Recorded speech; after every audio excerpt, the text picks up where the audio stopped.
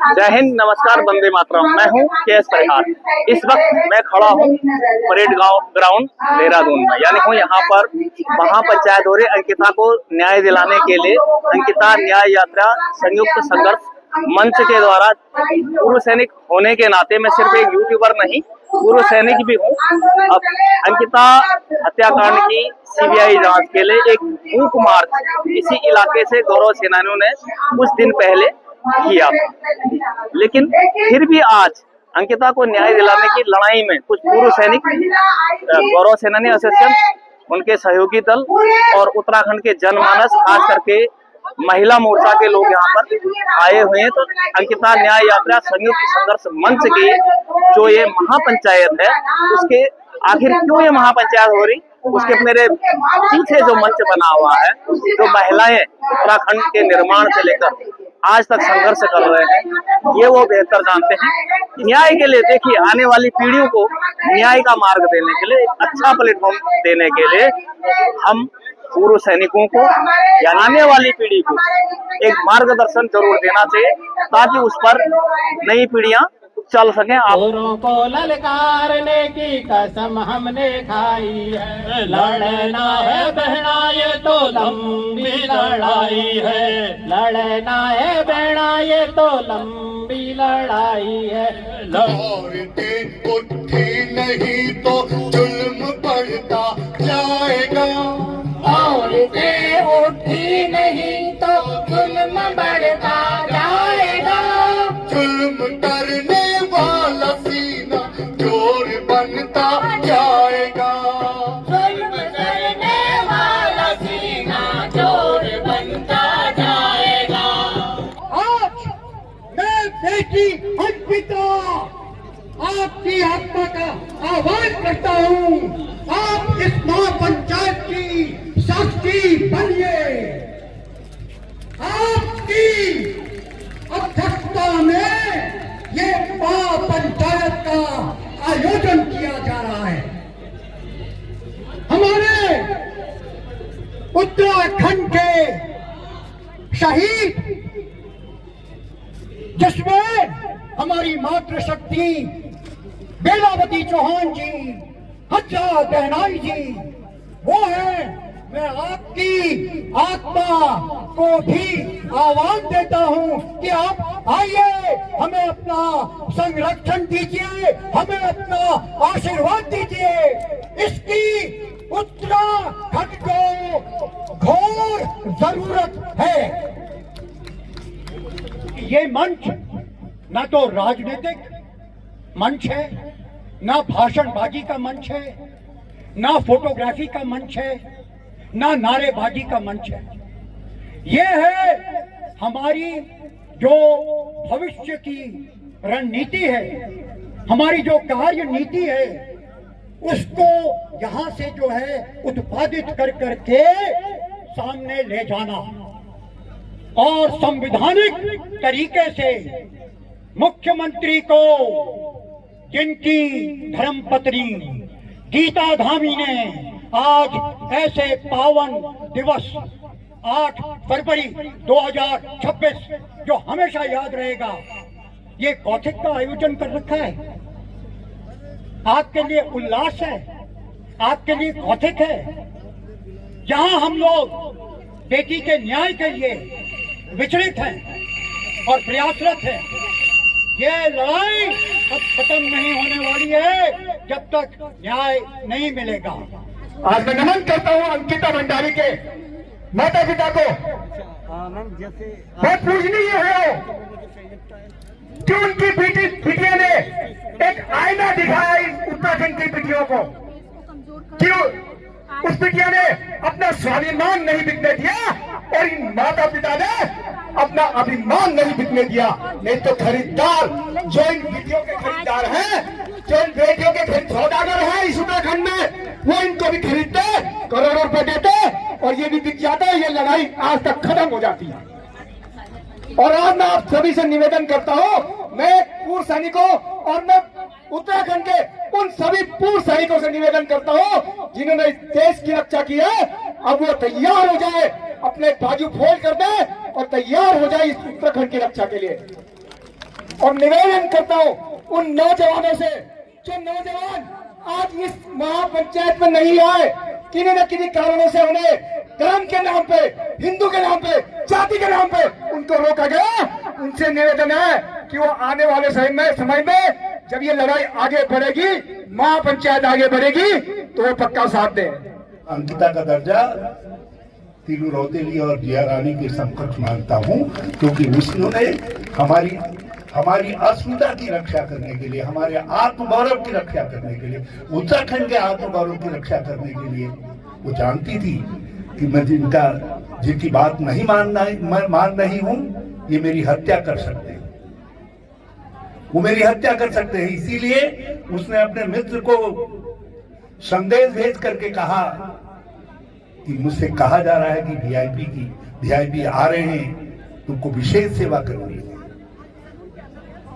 और मैंने इनकार कर दिया है। यहाँ के हालात ठीक नहीं है। उसने जो कहा, जो संदेश भेजा कि कोई वीआईपी है, वो उसके डाइंग डिक्लेरेशन के रूप में लिया जाना चाहिए था। उसकी वही अहमियत होनी चाहिए थी जो मरने से पहले किसी के इस तरीके के बयान की अहमियत होती है, उसको डाइंग डिक्लेरेशन का दर्जा दिया जाना चाहिए था। लेकिन पूरी ताकत लग गई इस मामले में। कौन ताकत है मैं उसका जिक्र नहीं करना चाहूंगा, क्योंकि मैंने कहा ना, मैं राजनीतिक व्यक्ति हूं, मेरी बात के राजनीतिक निहितार्थ निकाले जाए। मैं नहीं चाहता कि लड़ाई कमजोर हो, लेकिन जो भी ताकतें थी वो ताकतें पूरी शक्ति से इस बात पर जुड़ गई कि कोई वीआईपी है ही नहीं। साक्ष्य नष्ट किए गए, एक के बाद एक। आप सीसीटीवी कैमरे तोड़ देते हैं, आप बुलडोजर चला देते हैं, आप आग लगाने का काम करते हैं। सब चीजें चीख करके कुछ बात को कह रही है। कंप्लेंट कौन, किसकी कंप्लेंट होनी चाहिए? अरे उसकी माँ जिंदा है, उसके पिता जिंदा है। मैंने उनकी चीखें सुनी है। इस उत्तराखंड ने उसके माँ बाप की चीखें सुनी है जो उन्होंने कोर्ट में दिया है। मैंने उनके बहते हुए आंसू देखे हैं। उनके आंसू हम सब से कह रहे हैं कि हम जिंदा हैं। उसका भाई कह रहा है मैं जिंदा हूं, लेकिन उनकी कंप्लेंट नहीं, उनसे नहीं कहा जा रहा है कि आओ कंप्लेंट लिखो। बातचीत करने के लिए बुलाया जा रहा है उनको, लेकिन कंप्लेंट लेने के लिए थाने में उनसे नहीं कहा जा रहा है। और एक ऐसी मध्य रात्रि वाली स्टेट स्पॉन्सर्ड कंप्लेंट के आधार पर एफआईआर हो रही है और सीबीआई जांच कर रही है, और वो जांच भी सुप्रीम कोर्ट की देखरेख में नहीं हो रही है। और वो पता नहीं किसकी देखरेख में हो रही है, देहरादून की देखरेख में हो रही है या दिल्ली की देखरेख में हो रही है, या आज तक वीआईपी को बचाने के लिए अपनी ताकत का इस्तेमाल करने वालों की देखरेख में हो रही है, ये तो भगवान जाने। वो वीआईपी कानून के शिकंजे में नहीं आते हैं। जब तक साक्ष्य नष्ट करने वाले कानून के शिकंजे में नहीं आते हैं, वो पुलिस के अधिकारी कानून के शिकंजे में नहीं आते हैं, जिन्होंने इस मामले को टाल मटोल करने का काम किया है, तब तक ये लड़ाई थमनी नहीं चाहिए, थमनी नहीं चाहिए, थमनी नहीं चाहिए। मैं इन्हीं शब्दों के साथ, आपके साथ, महापंचायत के साथ अपनी पूरी एकजुटता जाहिर करता हूं। और मैं अपने साथियों से भी कहूंगा कि सब लोग सहमत हैं इस बात से कि हम सब लोग जो है एक मत होकर के, सब एक राय होकर के इस लड़ाई को आगे बढ़ाएं। सबका बहुत बहुत धन्यवाद। जय हिंद, जय भारत, जय उत्तराखंड। आज हमने सबसे पहले 5 पंचों को अपने यहाँ पे बिठाया था, जिसमें सबसे पहले हीरा हमारे साथ थी, रेशमा हमारे साथ है, बसंती पाठक हमारे साथ है, उषा भट्ट जी हमारे साथ है, और उमा भट्ट जी भी हमारे साथ हैं। और इन सबके साथ आज इस महापंचायत की अध्यक्षता के लिए हमारे बीच में अंकिता के पिता वीरेंद्र भंडारी जी हमारे बीच में हैं, और सोनी देवी हमारे बीच में है, अंकिता की माँ जी। और हमें बहुत हर्ष तो है इस बात का, लेकिन हम बहुत खुशी मन से उनका यहाँ पे स्वागत भी करते हैं, उनका आदर भी करते हैं कि वो ऐसी महान आत्मा और ऐसी हमारी बिटिया के माता पिता हैं जिन्होंने एक आदर्श हमारे बीच में रखा है। धन्यवाद कमला जी। सभी साथियों, आपका बहुत बहुत धन्यवाद है आपके सहयोग के लिए। जो आप लोग यहाँ पहुँचे हैं, और काफी लोगों को रास्ते से वापस भी होना पड़ा है जब बोला गया कि कोई पंचायत नहीं हो रही है, लेकिन न्याय की और कदम मुट्ठी भर ही बढ़ाते हैं लोग, बाकी तो भीड़ का हिस्सा होते हैं, उन्हें होने दो। हमारे सामने एक आदर्श आपने स्थापित किया है। आपका कहना था कि हम क्यों बिकेंगे जब हमारी बेटी ने जान की परवाह नहीं की। आप देख रहे हैं करोड़ों में जो है विधायक बिक जाते हैं, क्या उन पे दबाव नहीं बना होगा? लेकिन हम नमन करते हैं इस पंचायत के माध्यम से माता पिता को। तो साथियों, हम ये प्रस्ताव पढ़ रहे हैं। ये प्रस्ताव आप लोगों ने हाथ उठा करके स्वीकार करना है। तो हमारा पहला प्रस्ताव है, ये महापंचायत मांग करती है कि अंकिता भंडारी के माता पिता श्रीमती सोनी देवी और श्री वीरेंद्र सिंह भंडारी जी द्वारा मुख्यमंत्री को जो सौंपा गया पत्र था सीबीआई जांच के लिए, उसी को शिकायती पत्र माना जाए और उसी के आधार पर सीबीआई जांच उच्चतम न्यायालय की निगरानी में कार्रवाई की जाए। क्या आप स्वीकार करते हैं? दोनों हाथ उठा करके स्वीकार करें। Thank you. अभी उमा भट्ट जी ने आपके सामने प्रथम प्रस्ताव पढ़ा, उसी के क्रम में दूसरे प्रस्ताव के लिए मैं हमारे बीच में उत्तराखंड महिला मंच की उषा भट्ट जी हमारे बीच में हैं। मैं उनसे कहूंगी वो दूसरे प्रस्ताव को पढ़ें। और यह महापंचायत अंकिता भंडारी हत्याकांड की सीबीआई जांच मामले से पूरी तरह असंबद्ध व्यक्ति, जो व्यक्ति की बात आई ना कि वो कोई नाता ना रिश्तेदार ना उसका इस जांच से कोई मतलब ना इस न्याय लड़ाई में उसका कोई हिस्सा, डॉक्टर अनिल प्रकाश जोशी की एफआईआर पर कराए जाने के फैसले को पूरी तरह खारिज करती है।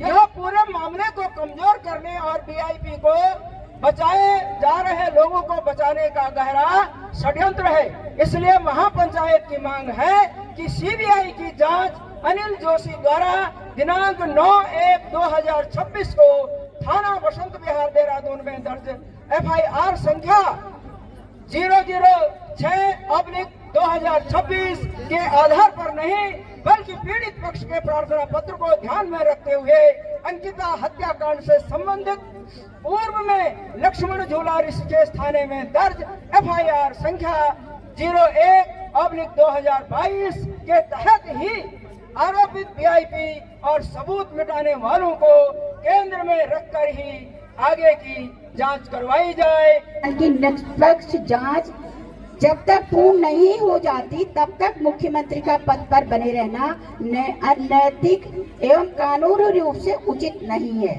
पुष्कर सिंह धामी के मुख्यमंत्री पद पर रहते हुए इस मामले में स्वतंत्र और निष्पक्ष जांच में बाधा बनी रहेगी। अतः जब तक जांच कार्रवाई पूरी हो तब तक न्यायालय का निर्णय नहीं आ जाता, तब तक मुख्यमंत्री को उस पद से हट जाना चाहिए, इस्तीफा दे देना चाहिए। अभी बसंती पाठक जी ने जो नैनीताल से यहाँ तक आई हैं, उन्होंने अपने प्रस्ताव को यहाँ पे पढ़ा है। रेशमा जो छात्र नेता हैं श्रीनगर के अंदर यूनिवर्सिटी में हैं, वो हमारे बीच में आई हैं। मैं उनसे कहूंगी कि वो अगला प्रस्ताव पढ़े। उत्तराखंड में आज स्वाभिमान का प्रतीक बन चुकी अंकिता भंडारी, उसके स्वाभिमानी माता पिता और आज इस महापंचायत में आए तमाम लोगों के बीच आज मैं ये प्रस्ताव आपके समक्ष प्रस्तुत कर रही हूँ कि यह महापंचायत यह चेतावनी देती है कि यदि आगामी 15 दिनों के भीतर इस हत्याकांड में शामिल वीआईपी के खुलासे की जो सीबीआई जांच अनिल जोशी की एफआईआर पर की जा रही है को दरकिनार करते हुए सीबीआई जांच को पीड़ित पक्ष द्वारा दिए गए प्रार्थना पत्र के आधार पर ही आगे नहीं बढ़ाया जाता है तो उत्तराखंड की समस्त जनता जन आंदोलन के लिए बाध्य होगी। महापंचायत यह भी मांग करती है कि अंकिता न्याय यात्रा संयुक्त मंच के द्वारा इस संबंध में एक अभ्यावेदन राष्ट्रपति महोदया को दिया जाएगा। क्या आप लोग इस प्रस्ताव से सहमत हैं? धन्यवाद। हमारे बीच में उधम सिंह नगर उद्धपुर से हमारी साथी हीरा जगपांगी जी आई हैं, वो अगला और अंतिम प्रस्ताव आपके सामने प्रस्तुत कर रही हैं। सभी साथियों को जिंदाबाद। हमारे जो महापंचायत में दूर दराज से लोग आए हैं, आपकी तरफ से, हमारी तरफ से, हमारे अंकिता भंडारी जी के माता पिता को हम सबकी तरफ से नमन करते हैं। हम सब आपके साथ हैं। साथियों, मेरा चौथा नंबर प्रस्ताव है, क्योंकि भारतीय जनता पार्टी के 2 पदाधिकारियों दुष्यंत कुमार गौतम और अजय कुमार का नाम क्योंकि भाजपा से ही जुड़े लोगों ने वीआईपी के तौर पर लिया है, इसलिए यह महापंचायत मांग करती है कि इन दोनों को तत्काल जांच के दायरे लाया जाए और भाजपा के द्वारा इन दोनों को तत्काल इनके पदों से हटाया जाए और इन्हें जांच में सहयोग करने के लिए निर्देशित करे। तो आप सबका समर्थन है? जिंदाबाद।